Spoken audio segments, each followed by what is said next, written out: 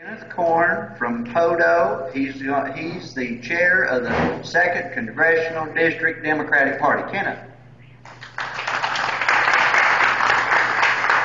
Well, thank you for the opportunity to be here with you tonight. It's always great to come down to McCurtain County, my neighbors and friends. We're going to do some things different in the 2nd District this next year.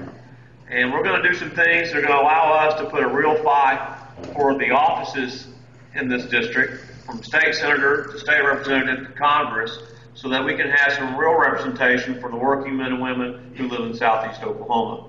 We're not going to sit back in this district and allow the Republicans to run over us. We're not going to sit back and let them continue the lies they've been talking about Democrats with and spread on Facebook and the radio and the newspapers. We're not going to sit back and let them outraise us in funds. We're going to go to work, and we're going to re-energize this party in this district and tell people the truth about what's happening to their state and their nation. Folks, we're entering the holiday season here, and it's important for us to remember as we go through this holiday season that we are to care for one another. The greatest commandment that was given to us is to love one another. And let me tell you, if you look at the Republican Party platform and their policies, they do not match what Jesus taught us to do. In fact, most of their policies all go to one thing, and that's money. Everything comes down to the bottom line, how they can let their rich friends get richer at the expense of working men and women in this state and in this nation. And the Bible tells us very clearly that the root of all evil is money. The love of money will bring you down.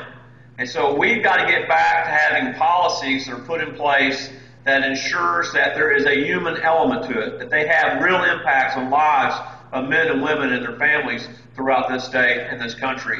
And it's time that we stand up as Democrats and defend our party and ensure that we're doing everything possible that people know what we really stand for. That we are the party that created Social Security so that our seniors didn't die in poverty, that they could live out the rest of their life with some dignity. We are the party that created Medicare. And let me tell you, do you think the party that voted 100% against Medicare, the Republican Party, will be the party that saves it? They will not. Folks, we're the party that makes sure kids can get a quality education, that people can get a chance to get health care. Those are the things we stand for. And we've let them paint us as something we're not. So in this district, we're going to go to work. We're going to do everything possible to ensure that we have some victories come the next election in this district, and we're once again the bastion of Democratic politics in this state.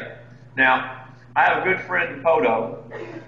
She has asked me that when she dies, if I will deliver the eulogy at her funeral. But one of the things she has asked me to do is, before she passes away, she wants me to bring a Republican, one to sit on her left-hand side and one to sit on her right-hand side. And I've never figured this out because she's a yellow dog Democrat. And she told me, she said, I really need this done. And I said, Ruth, I just can't figure out why you want this done. She says, I want to die like Christ between two thieves. Folks, let me tell you something. We can joke about these things, but they're robbing us. They're robbing our children's future when they'll put all the money into big corporations but won't spend money to give our kids an education in this state. When they're willing to steal our water from southeast Oklahoma and sell it to Texas or give it to Oklahoma City, they're robbing us.